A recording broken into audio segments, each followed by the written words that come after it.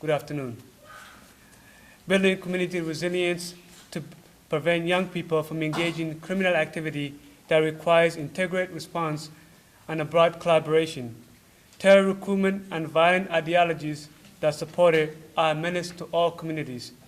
The Somali American Task Force represents a broad section of the Somali American community, including imams, parents, professionals, and youth leaders.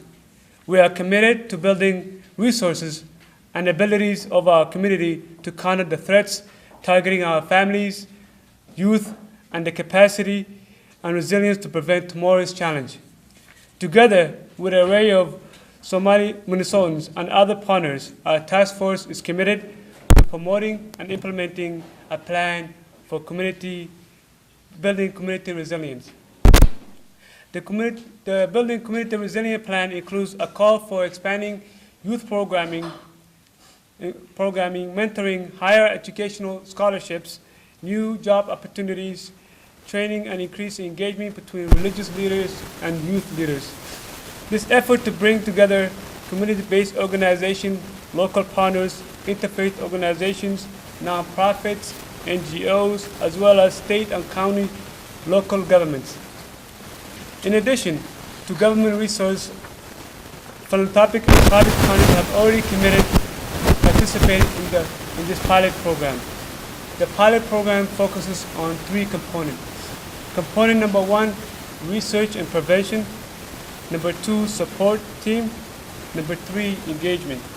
The pilot program will not be used to collect any information about the Somali American community, track their participant, to build intelligent database, or report or listen on private conversation. This program is led by the community members to bring resources to Somali Minnesotans and provide new opportunity for our young people. The task force members have been meeting since the beginning of the year and have determined the following as the pressing needs and priorities of our community. Enhancing community organization, expand youth programming, including tutoring, mentoring opportunities, access to higher education resources, and recreational sports. Increasing employment opportunities, arts and cultural programming, mental health services resource, and building a youth recreational center.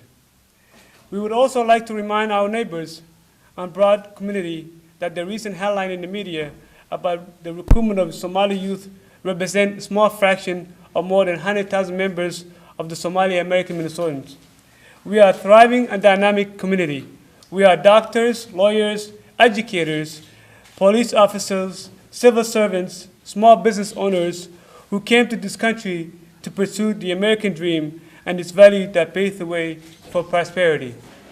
With that, I'd like to introduce members of my team, especially Abdi Salah, who is the Senior Policy Aide for Ward 6.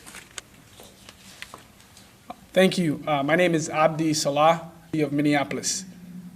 It has the highest concentration of immigrants in the city of Minneapolis, as well as the highest concentration of Muslim Americans in the state of Minnesota. It is also home to the largest Somali American population in the US.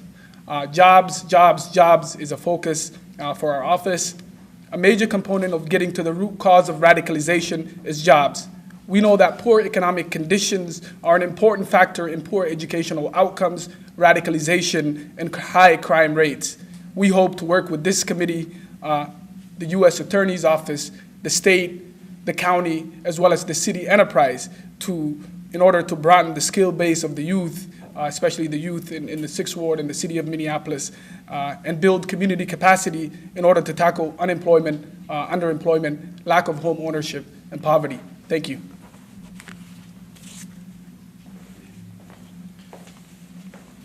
My name is Abdurazak Bihi. I'm a director of Somali Education and Social Advocacy Center. My office is in this building, and I also live in this neighborhood.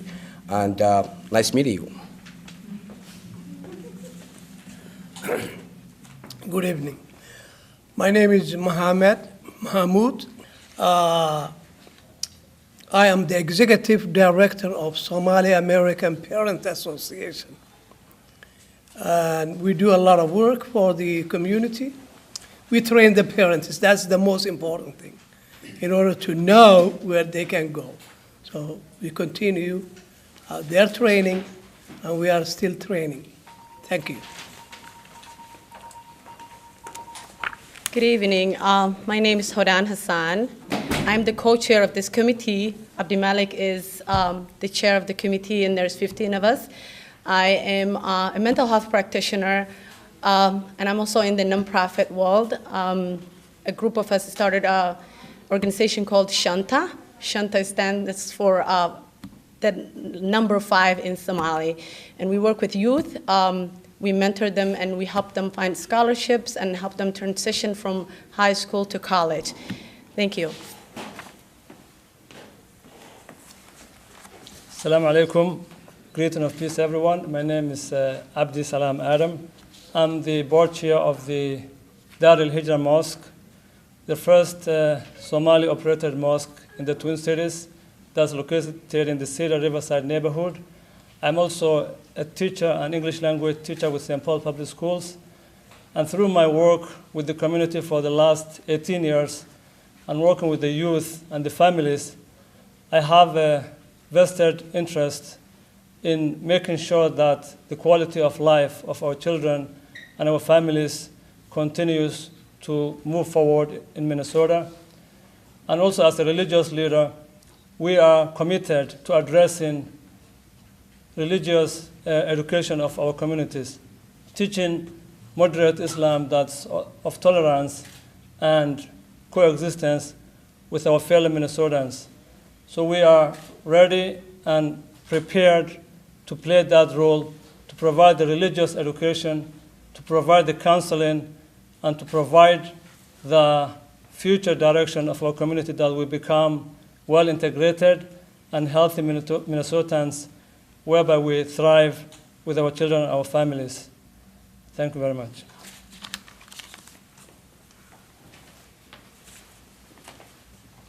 Assalamu alaikum. My name is Abdurrahman Umar. I'm one of Abu Huraira group, which is located in the city of San Antonio. And I'm Imam in Masjid Khalid bin Walid in Glesbury and Lake Street, South Minneapolis. So I'm one of the member of the taxi force, Somali taxi force. So welcome.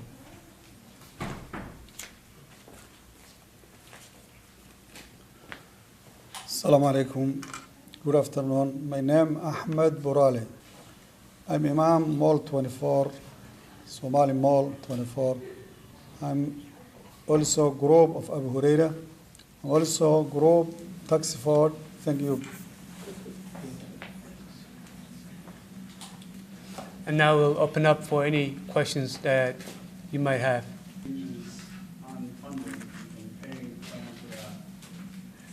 We do have future and private sector, which we are engaging in being part of this program. So there's opportunity for that. Do you have a ballpark number for where you're at now in terms of funding? If I can elaborate on some of that, the federal government has committed to some seed money to get the program off and running. But also President Obama has made a budget request to Congress for additional $15 million for this kind of work nationally. We have also been meeting with local corporations and others to try to get support for some of the programs that we intend to focus resources on. You know, you actually said it when you mentor children, you give them opportunities, the end of the line, the outcome is jobs, jobs, jobs. How much of a problem is that, and what are you going to do to address that? If people won't hire your graduates and members of your community, then we're kind of all in trouble. It's a big, broad problem, I think, and it's not a problem only for the East Africans. I think it's a national problem. It's a citywide, statewide problem, and I think it takes a lot more than a community task force to tackle such a problem. I think we need to work with policymakers and our local elected officials to try to get plans in place to help address that. And I can defer to anybody else who wants to respond to that. You know, this is a very important task force, and almost about how many are missing? Half of the committee. People have jobs and families, and for 7 and 8 years, we have been very loud about the conditions that exist in the community, that mostly unemployment, lack of skills, after-school programming, youth programming. I think this is, for us, especially for this neighborhood and many other neighborhoods, is an important step to address what we have been saying for a long time. I just came back from Leisure, Mankato, St. James, Worthington, Fairport, Owatonna, the same issues. People need jobs, need trainings, people need to be engaged. So I think this is a really great response. We are very happy about this program, and it's clearly about hitting those vulnerabilities in our young people. To make it clear, that motion is the reason why we are looking jobs for the kids is the window, to be clear and honest, is the window that ISIS come from. They provide money, they provide work, they provide a woman to marry, they provide a lot of things. So we are trying to overcome that problem and allocate the problem, what they need, allocate for them here in Minnesota. Any other questions? Abdi Malik, could you speak to us about why is it so important that there's so many different groups represented? You have religious leaders, you have mental health professionals, and why is it so important that it's community-led, finding a solution? Because the problem that we're facing is a Somali problem, and the solution has to come from Somalis. With all due respect, and that's the only way we can solve it. So this whole program is a Somali-led program, and we feel like we should come up with a solution for it, and that's why we feel the 15 members come from different sectors of our community. We have imams, we have civil servants, we have mental health practitioners, we have PhD students, we have many others in many sectors. So I think those brings it together and bring a variety of skills to the table. Will there be opportunities? There are many people who have no connection to the Somali community but want to help. Will there be opportunities for our viewers who see this story who feel they have something to contribute? Can they be a part of these meetings, or can they do something to help? That's a great question. As far as the meeting, our committees, we're creating subcommittees for anybody to join. Our doors to our meetings are officially open for anybody to come out and see what we're doing. This is a solution that we need from everybody's ideas, inputs are very important. And this is a Minnesotan problem, this is an American problem. It's not a Somali problem. If anybody who believes it's a Somali problem, I think they're lying to themselves. This is an American issue, and it should be also their inputs should be on the table as well. Back to your first question about why do we need so many different people? I think that the problem is huge. And we need different perspectives from different members of the community. And we are also always inviting others to come join us.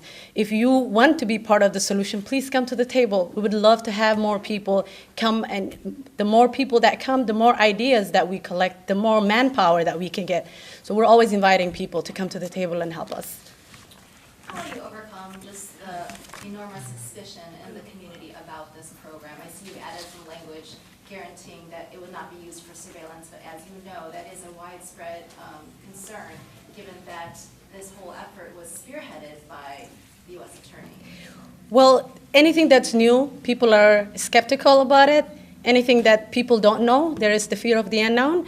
And the only way we can prove that and take that fear away is bringing resources to the community.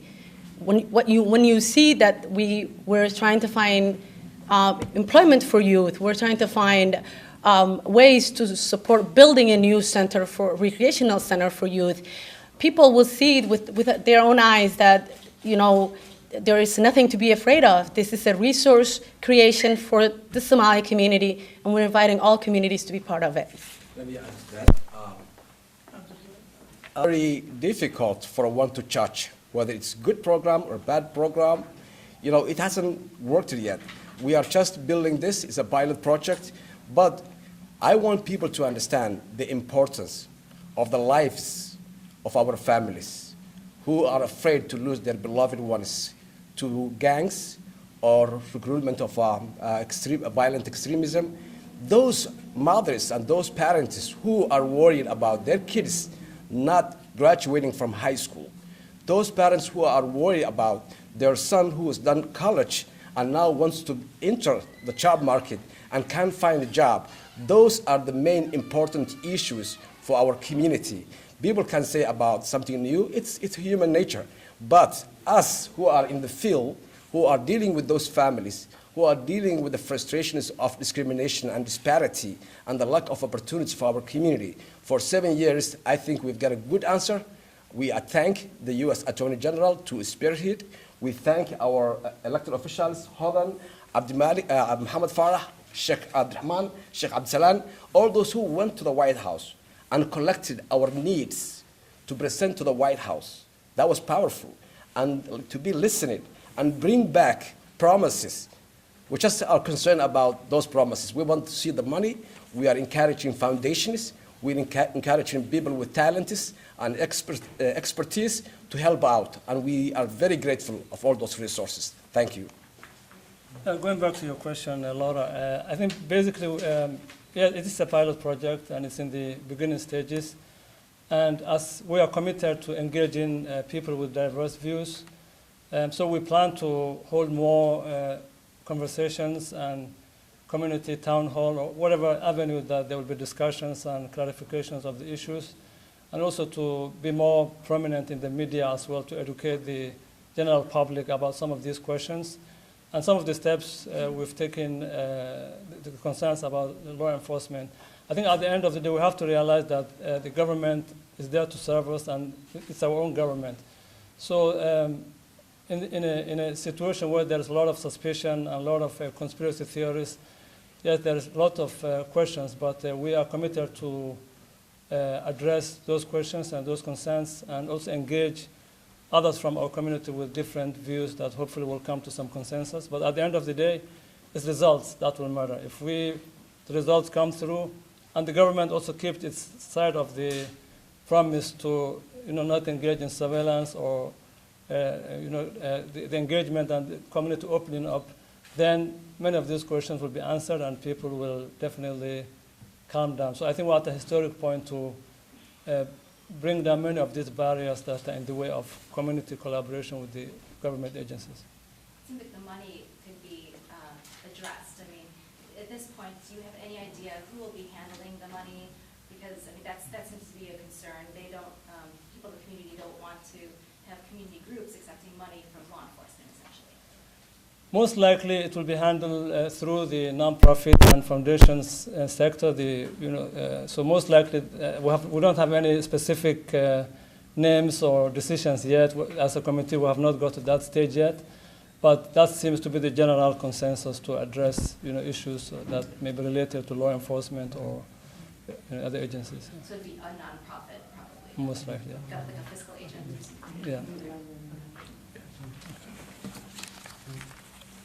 Sure, and I just want to piggyback off your previous question in regards to the U.S. Attorney Office spearheading this effort.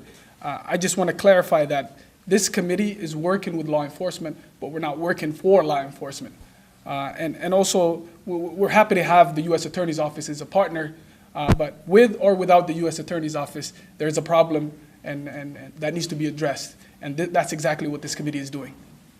In regards to who's going to be distributing the money, is it going to be law enforcement? I think those are valid questions. And what I can tell you is that we expect funds to be distributed through a traditional grant-making organization, and we're in talks with various organizations that would carry on that task. Any other?